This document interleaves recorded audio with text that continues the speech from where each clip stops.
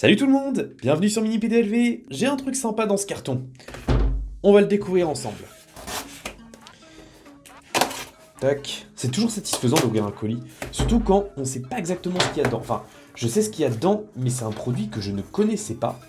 Ça s'appelle Time for Machine. Déjà, c'est un nom plutôt sympa. Et on va y accéder et je vais vous présenter tout de suite ce qu'il y a dedans. On a une petite boîte. Alors déjà, c'est rigolo parce que c'est tout petit. Donc je l'ai commandé il y a quelques jours, c'est vraiment tout frais.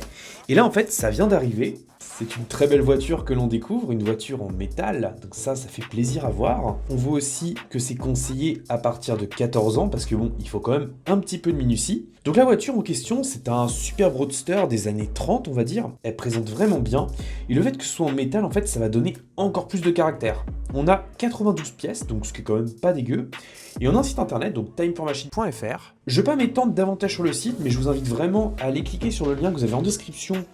Comme ça, vous pouvez aller jeter un œil sur tous les modèles qu'il y a. Il y en a vraiment de plus en plus qui sont ajoutés. Et personnellement, j'ai eu un coup de cœur pour celle-là. Allez, on l'ouvre, donc on enlève le plastique. Jusque-là, il n'y a pas trop de difficultés. On a quand même des pièces qu'on voit apparentes ici. Là, on a le rendu qui est magnifique. Et franchement, le design, je le trouve super joli. La boîte, elle pèse un peu quand même. C'est assez surprenant. Elle fait peut-être un demi-kilo à peu près. Ce qui est marrant, c'est qu'en fait, il n'y a pas d'ouverture. C'est juste à coulisser. Ça arrive. Voilà la bête. Alors déjà, on découvre une lime, une petite lime, qu'on va sûrement avoir besoin de limer certaines petites pièces en métal pour bien les imbriquer. On a également une petite boîte là, alors je sais pas exactement à quoi correspondent ces pièces. Ça, indéniablement, c'est des engrenages. Ça, c'est une pièce qui a l'air plutôt marrante, j'ai hâte de voir aussi. On a une petite notice avec Silver Bullet, qui est le nom du modèle. La notice de montage, je vais la laisser ici. Ah bah tiens, des gants, ça c'est rigolo. Et on a une petite chiffonnette. Alors ça, moi quand on n'est jamais pour mes lunettes, ça va m'être doublement utile. Alors pourquoi il y a des gants? C'est tout simplement parce que en fait l'inox, c'est des pièces qui peuvent rapidement marquer. Et donc le fait de porter des gants, en fait, ça va tout simplement limiter les traces de doigts. Et on a également une deuxième partie. Alors ça se présente un peu comme un album photo, c'est rigolo. Et là, dans cet album photo, en fait, il n'y a pas de photo. Il y a des 3 planches. Waouh, ça claque. Oh, les pièces sont magnifiques. Et la boîte, maintenant, elle est entièrement vide. Donc, ce qu'on va faire, c'est qu'on va la mettre sur le côté. Voilà, comme ça, vous avez tout en visu. Alors, je vois également qu'on a besoin d'une pince. Donc, je vais aller chercher une pince. Là, voilà, c'est une pince de chez Action. Là, on nous explique déjà qu'il faut utiliser les pinces pour plier les attaches. Là, on a également des pièces qui seront à imbriquer. On commence ici. Il faut regarder dans le portefeuille pour extraire la plaque numéro 1. Voilà la planche qu'on a. C'est quand même très beau, c'est très bien fini et très finement découpé. Franchement, j'adore le rendu. On va avoir besoin de cette partie-là, de ce petit truc-là, mais également d'une pièce qui est en réalité celle-ci. Alors je pense que c'est la calandre, mais on va le voir assez rapidement. Donc on va commencer par détacher la pièce, on la retire tout doucement de son petit support. Bon, effectivement, le métal a l'air quand même de bonne qualité, on sent qu'il va pas plier tout de suite. Voici donc ma toute première pièce, c'est celle qui va nous permettre de débuter ce set. Ensuite, on a une petite partie qui est à récupérer. Bon, ça se fait sans trop de difficulté. Si je comprends bien, on doit mettre la pièce sur ce support-là. Alors pourquoi? J'en ai aucune idée, mais je vais me contenter d'appliquer ce qu'on me dit.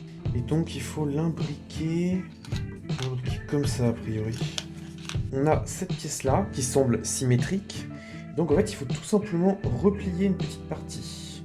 Je la plie avec 3 pièces qui ont été traitées. Donc, alors je vous rassure, je vais pas vous filmer tout le montage. Je pense qu'il y en a pour quelques heures dans le meilleur des cas. On continue, on est maintenant à la partie numéro 2. On a également maintenant besoin d'une seconde planche, à savoir la planche numéro 2, ainsi que la numéro 3. On va pouvoir attaquer la deuxième partie. Alors, planche 2, on voit qu'on a besoin d'une pièce qui se présente comme ça. Donc là, celle-ci, je pense qu'elle va être assez simple à défaire. Je l'avance d'un côté puis de l'autre, et j'attends qu'elle cède. Comme ça fait pas de pression inégale. Par acquis de conscience, on va mettre un petit coup de lime. Ça va permettre d'avoir de beaux points de fixation. Voilà. Tac. on est toujours sur la planche 2. On a maintenant besoin d'une petite partie qui était juste à côté. C'est elle. Et donc, planche 3, on a besoin maintenant de cette partie-là. C'est pour l'instant très satisfaisant à faire, mais je vous cache pas quand même que j'ai un petit peu peur de la suite, parce que ça a l'air quand même assez technique sur des points. On en est toujours à là. J'ai besoin de 2 petits ronds qui ressemblent à des plus, donc on va les appeler des petits plus, qu'on trouve juste là. Tac, une pièce ici. Je vais tout simplement poser les pièces dont j'ai besoin sur le support. Comme ça, pour les attraper avec mes grosses mains, ça va être beaucoup moins galère. Et je les mets là. Alors là, on voit qu'on va avoir besoin d'imbriquer une pièce sur une autre. Donc déjà, ce qui me rassure aussi, c'est qu'au début, je vous disais que cette pièce-là, je pensais qu'il allait falloir la découper plein de fois pour avoir des jonctions. En fait, non, pas du tout. Là, on voit qu'elle est intégrée telle qu'elle. Donc déjà, je suis grave rassuré. Donc, ensuite, là, on voit qu'on récupère la pièce du numéro 1, enfin de la première partie. On va tout simplement reprendre la pièce. Alors, on voit bien que le téton, il faut qu'il soit face à nous, donc là c'est le cas, donc déjà c'est plutôt bon signe. Je récupère également la pièce que j'avais laissée sur le côté, pensant qu'il fallait la laisser dans le support, ce qui était complètement con. Je sais même pas si la voiture est à friction ou pas. En fait, si vous voulez, ce modèle-là, je me suis pas posé 10 000 questions en l'achetant. Je me suis dit, ouah, ça a l'air trop cool, le prix est quand même grave correct, donc je me suis dit, allez, on se lance. On reprend donc à la page numéro 6, on reprend notre pièce, et on a besoin de celle-ci. Alors, on voit bien sur le dessin qu'elle a un sens. Il faut que la tête soit vers l'extrémité et donc que celle-là, elle rentre vers nous. Donc, théoriquement, elle doit passer comme ça. Et ensuite, il faut qu'on joigne la partie qu'on avait avant. Donc en fait, s'il faut de la minutie, en fait, je commence à comprendre un petit peu, c'est parce qu'il y a pas mal de pièces qui sont imbriquées très délicatement. La croix, elle est de ce côté-là. Donc est-ce qu'il y a un sens? Théoriquement non, vu que ça peut tourner. La pièce va être à rabattre sur l'autre. Sur l'autre, non. Merde. C'est plié. Alors la pièce, je vais la remettre. Je pense qu'elle va faire que de tomber tant qu'elle sera pas entièrement fixée, mais c'est pas très grave non plus. Voilà, on est repassé là-dedans. Et maintenant, on a encore un pli à faire. La pièce qui est là, il faut qu'elle rentre dans le petit téton qui a été placé. Donc, s'il n'est pas rentré, ça veut dire que j'ai pas suffisamment appuyé. Pas été facile, je vous le cache pas, mais j'ai réussi. En fait, il faut pas hésiter à vraiment appuyer, et si on tord un peu la pièce, c'est pas grave, parce qu'en fait, elle se remet très facilement en place. Il faut juste que je remette la pièce qui était tombée initialement, et voilà, elle est retournée à sa place. Donc maintenant, je vais avancer un petit peu dans le montage, et je vous reprends après.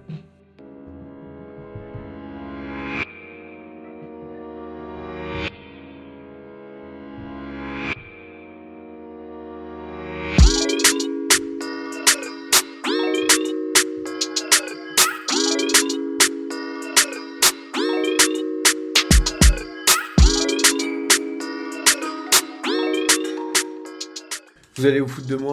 Je viens seulement de remarquer qu'il y avait une pince qui était fournie. Alors que moi, je me cassais la tête avec ma grosse pince action. Donc bref, on va laisser la grosse pince action sur le côté et on va plutôt utiliser cette magnifique pince de précision qui va être, je pense, au moins 20 314 fois plus efficace. Bon, bah effectivement, ça se fait vraiment largement mieux avec cette pince. Au moins, vous saurez qu'il y en a une directement. Donc là, en fait, il faut quand même être extrêmement rigoureux. Par exemple, cette pièce-là, qui était là, il faut compter le nombre de pales, parce que sinon, eh ben, on peut très facilement se tromper. Mais bon, dans tous les cas, si on reste attentif, ça se fait sans trop de difficultés. Hop, allez, petit arbre de transmission. C'est propre. On a également 2 pièces qui sont maintenant assemblées. Et on peut officiellement passer à la page 10. Alors ce coup-ci, je pense qu'on va passer à ce qui ressemble au plancher. J'espère ne pas me tromper. On va détacher cette grosse pièce. Et voilà. Et maintenant, on peut passer au pliage. C'est parti. Bon, en fait, cette pièce-là, il s'avère que c'est le siège. Et c'est vachement bien foutu. Parce qu'en fait, on voit progressivement, en fait, la pièce qui n'est que d'un seul tenant initialement. Et ben, en la pliant et en la repliant, et ben finalement, elle se modèle, et ce qui est marrant, c'est qu'elle va même se fixer sur elle-même. Parce qu'en fait, ce que vous voyez là, ça c'est le bas du siège, là c'est le siège, et je trouve ça vachement bien foutu. Et donc là, en fait, mon siège, on voit que maintenant, je vais pouvoir le fixer, et ben à même le support. Et ça, je trouve ça complètement ouf. il n'y a pas forcément besoin d'être un gros bricoleur, parce que ce n'est pas du tout mon cas. Il faut juste suivre les instructions, et si on suit les instructions, bah finalement bah ça se fait relativement bien. Pour moi, la seule vraie difficulté, ça a été la partie spirale, où j'ai vraiment pas mal galéré. Après, je m'y suis sûrement mal pris, et puis en fait, vu que j'avais pas découvert la pince, bah ça n'a pas aidé non plus. Bref, voici le siège de ma Silver Bullet. Ça commence vraiment à prendre forme, ça me plaît beaucoup. Bon, je viens de monter un premier mécanisme, en fait, c'est tout simplement le levier de vitesse, qui est imbriqué dans une pièce et qui en gros a une incidence. Bon bah là ça se fait plutôt bien, on a notre poste de conduite qui commence vraiment à avoir de la gueule. Page 14, donc ce coup-ci on va continuer. Ah oui, donc ça en fait on va le mettre en avant. Ah oui, en fait c'est le poste de conduite qui, si je comprends bien, va se rabattre. Donc là, je le rabats. Tac tac tac, je le rabats complètement même, ouais. Et les compteurs, il faut les remonter totalement. Donc ça, on va le faire avec la pince, vu que j'ai découvert l'existence d'une pince. L'avantage, c'est que les pièces, en fait, elles se plient facilement, oui, mais elles se déplient tout aussi facilement, ce qui fait que, ben, finalement, il n'y a pas de casse. Là, on voit qu'on a besoin d'une pièce, en l'occurrence, c'est cette personne-là, et on va tout simplement ajuster le volant. Parce que vous voyez, là, on a le poste de conduite, avec ses compteurs, son petit siège, et là, on a le volant. Et en fait, il faut imbriquer le volant.